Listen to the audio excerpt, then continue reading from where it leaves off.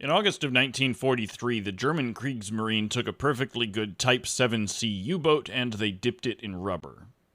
The reason for this was World War II was the first widespread conflict in which underwater active sonar was being used, and this rubberized coating would interfere with that. Some people have presented this as it made the U-boat invisible to sonar, and it kind of did. So it didn't make it so that you couldn't tell that there was a sonar return coming off of something, but because the rubber was messing with the return, it made it so that you could no longer plot the target's position and course and speed. So even though you could see something, it was effectively invisible.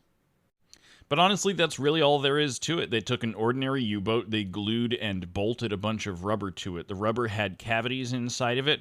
It's a specific anechoic coating, so these cavities were designed for capturing sound waves in the specific ranges that British and American sonar was using.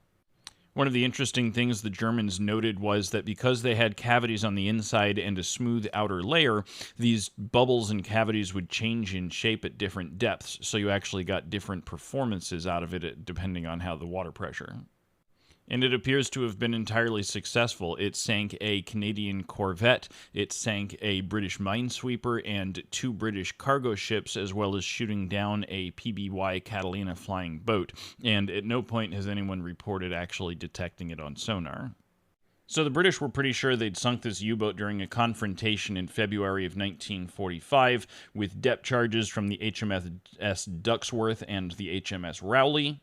But the wreckage of the ship was discovered in 1997 closer to the Isle of Wight, after apparently sailing into a secret British minefield codenamed Brazier D2. Okay, so 2 things. It was not Brazier D2, it was Brazier D2, and when they thought they'd sunk U-boat 480 off the coast of Scilly, they'd actually sunk U-boat 1208.